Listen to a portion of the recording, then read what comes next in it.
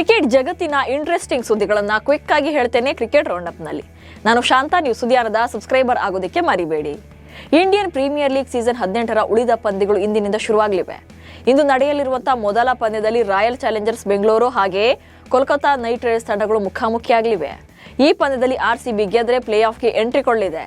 ಮಳೆ ಬಂದರೆ ಎರಡು ತಂಡಕ್ಕೆ ಒಂದೊಂದು ಅಂಕ ಸಿಗಲಿದ್ದು ಮತ್ತೆ ಪ್ಲೇ ಆಫ್ ಪೈಪೋಟಿ ಮುಂದುವರಿಯಲಿದೆ. 7 IPL ತಂಡಗಳಲ್ಲಿ ಪ್ಲೇ ಆಫ್ ರೇಸ್ ನಡೀತಾ ಇದೆ. ಇದರಲ್ಲಿ ಗುಜರಾತ್ ಟೈಟನ್ಸ್ ಹಾಗೆ ರಾಯಲ್ ಚಾಲೆಂಜರ್ಸ್ ಬೆಂಗಳೂರು ತಂಡಗಳು ಪ್ಲೇ ಆಫ್ಗೆ ಕೇವಲ ಒಂದು ಗೆಲುವಿನಿಂದ ದೂರದಲ್ಲಿವೆ. Punjab Kings, Mumbai Indians, Delhi Capitals, KKR ಹಾಗೆ LSG ತಂಡಗಳು ಕೂಡ ಕಠಿಣ ಹೋರಾಟ ನಡೆಸ್ತಾ ಇವೆ. ಪ್ರತಿ ಪಂದ್ಯ ಕೂಡ ನಿರ್ಣಾಯಕವಾಗಿದ್ದು ರನ್ ರೇಟ್ ಕೂಡ ಮಹತ್ವದ ಪಾತ್ರ ವಹಿಸಲಿದೆ. ಕೆಲ ದಿನಗಳ ಹಿಂದೆ ಟೆಸ್ಟ್ ಕ್ರಿಕೆಟ್ಗೆ ಬಾಯ್ ಹೇಳಿದಂತ ಕಿಂಗ್ ಕೊಹ್ಲಿಗೆ ಇಂದು ಅಭಿಮಾನಿಗಳು ವೈಟ್ ಜೆರ್ಸಿ ಧರಿಸಿ ಗೌರವ ಕೊಡೋಕೆ ರೆಡಿಯಾಗಿದ್ದಾರೆ. BCCI ಆದರೂ ಕೂಡ ಒಂದು ಟೆಸ್ಟ್ ಮ್ಯಾಚ್ ಅನ್ನು ಆಡುವಂತೆ ವಿನಂತಿ ಮಾಡಿ ವಿದಾಯದ ಬೀಳ್ಕೊಡುಗೆಯನ್ನು ಮಾಡಬಹುದಿತ್ತು, ಆದರೆ ಅದನ್ನು ಮಾಡಲಿಲ್ಲ. ಇದೀಗ ಅಭಿಮಾನಿಗಳೇ BCCI ಬೀಳ್ಕೊಡುಗೆ ಕೊಡದೇ ಇದ್ರೂ ಕೂಡ ನಾವು ಕೊಡ್ತೀವಿ ಅಂತ ಸಜ್ಜಾಗಿದ್ದಾರೆ. ಹೀಗಾಗಿ ಇಂದು ನಡೆಯುವಂತ RCB ಮತ್ತು KKR ಪಂದ್ಯದಲ್ಲಿ ಅಭಿಮಾನಿಗಳು ನಂಬರ್ 18ರ ವೈಟ್ ಜೆರ್ಸಿ ಧರಿಸಿ ಕೊಹ್ಲಿಗೆ ಗೌರವ ನೀಡಲು ಸಿದ್ಧರಾಗಿದ್ದಾರೆ.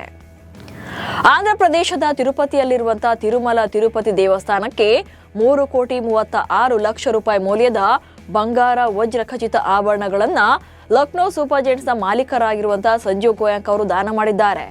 ಚಿನ್ನಾಭರಣ ಒಟ್ಟು 5 kg 267 ಗ್ರಾಂ ಇದೆ. ಈ ಚಿನ್ನಾಭರಣಗಳಲ್ಲಿ ವಜ್ರದ ಹರಳುಗಳು ಕೂಡ ಸೇರಿವೆ. ಮುಂಬೈನ ವಾಂಖೆಡೆ ಸ್ಟೇಡಿಯಂನಲ್ಲಿ ಭಾರತ ಏಕದಿನ ತಂಡದ ನಾಯಕ ರೋಹಿತ್ ಶರ್ಮಾಗೆ ವಿಶೇಷ ಗೌರವ ನೀಡಲಾಗಿದೆ. ಶುಕ್ರವಾರ ಮುಂಬೈನ ವಾಂಖೆಡೆ ಕ್ರೀಡಾಂಗಣದಲ್ಲಿ ಮುಂಬೈ ಕ್ರಿಕೆಟ್ ಅಸೋಸಿಯೇಷನ್ ಆಯೋಜನೆ ಮಾಡಿದಂತ ಕಾರ್ಯಕ್ರಮದ ಮೂಲಕ ಸ್ಟ್ಯಾಂಡ್ ಒಂದಕ್ಕೆ ರೋಹಿತ್ ಶರ್ಮಾ ಅವರ ಹೆಸರಿಡಲಾಗಿದೆ. ಈ ವಿಶೇಷ ಕಾರ್ಯಕ್ರಮಕ್ಕೆ ರೋಹಿತ್ ಶರ್ಮಾ ಅವರ ಕುಟುಂಬಸ್ಥರು ಹಾಗೆ ರಾಜಕೀಯ ಗಣ್ಯರು ಉಪಸ್ಥಿತರಿದ್ದರು. ವಾಂಖೆಡೆ ಸ್ಟೇಡಿಯಂನಲ್ಲಿ ನಡೆದ ಕಾರ್ಯಕ್ರಮದ ವೇಳೆ ರೋಹಿತ್ ಶರ್ಮಾ ಅವರು ತಮ್ಮ ಸಹೋದರ ವಿಶಾಲ್ ಅವರನ್ನ ತರಾಟೆಗೆ ತೆಗೆದುಕೊಂಡ ಘಟನೆ ನಡೆದಿದೆ. ಅದರ ವಿಡಿಯೋ ಈಗ ಸಾಮಾಜಿಕ ಮಾಧ್ಯಮಗಳಲ್ಲಿ ವೈರಲ್ ಆಗ್ತಾ ಇದೆ. ವಿಡಿಯೋದಲ್ಲಿ ರೋಹಿತ್ ತನ್ನ ಕಿರಿಯ ಸಹೋದರನನ್ನ ಗದರಿಸ್ತಾ ಇರುವುದು ಕಾಣುತ್ತೆ. ಈ ವಿಡಿಯೋದಲ್ಲಿ ರೋಹಿತ್ ಶರ್ಮಾ ವಿಶಾಲ್ಗೆ ತನ್ನ ಕಾರಿನ ಕಡೆಗೆ ಬೆರಳು ತೋರಿಸ್ತಾ ಏನು ಇದು ಡೆಂಟ್ ಅಂತ ಪ್ರಶ್ನೆ ಮಾಡಿದ್ದಾರೆ. ಈ ವೇಳೆ ವಿಶಾಲ್ ರಿವರ್ಸ್ ತೆಗೆಯುವಾಗ ತಾಗಿದೆ ಎಂದು ಉತ್ತರಿಸಿದ್ದಾರೆ. ಇಂಗ್ಲೆಂಡ್ ಪ್ರವಾಸಕ್ಕೆ BCCI 18 ಸದಸ್ಯರ ಬಲಿಷ್ಠ A ತಂಡವನ್ನ ಆಯ್ಕೆ ಮಾಡಿದೆ. ಅನುಭವಿ ಬ್ಯಾಟ್ಸ್ಮನ್ ಅಭಿಮನ್ಯು ಈಶ್ವರನ್ ತಂಡದ ನಾಯಕತ್ವವನ್ನು ವಹಿಸಿಕೊಂಡಿದ್ದಾರೆ.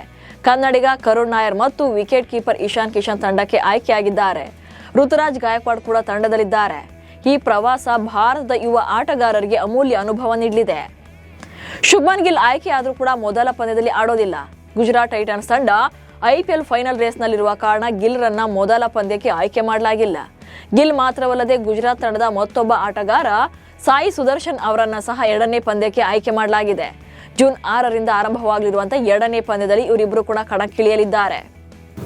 ರೋಹಿತ್ ಶರ್ಮಾ ಅವರು ಫಾರ್ಮ್ನಲ್ಲಿ ಇಲ್ಲದೆ ಇದ್ರೂ ಕೂಡ ಸಿಡ್ನಿ ಟೆಸ್ಟ್ನಿಂದ ಹೊರಗುಳಿಯೋಕೆ ಅವಕಾಶ ಕೊಡ್ತಾ ಇರಲಿಲ್ಲ ಅಂತ ಟೀಂ ಇಂಡಿಯಾದ ಮಾಜಿ ಕೋಚ್ ರವಿಶಾಸ್ತ್ರಿ ಹೇಳಿದ್ದಾರೆ. ಸಿಡ್ನಿಯಲ್ಲಿ ನಡೆದ ಆಸ್ಟ್ರೇಲಿಯಾ ವಿರುದ್ಧದ ಬಾರ್ಡರ್ ಗವಾಸ್ಕರ್ ಟ್ರೋಫಿ ಸಮಯದಲ್ಲಿ ನಾನು ಭಾರತ ತಂಡದ ಕೋಚ್ ಆಗಿದ್ರೆ ರೋಹಿತ್ ರನ್ನ ಹೊರಗುಳಿಯೋಕೆ ಬಿಡ್ತಾ ಇರಲಿಲ್ಲ ಎಂದಿದ್ದಾರೆ.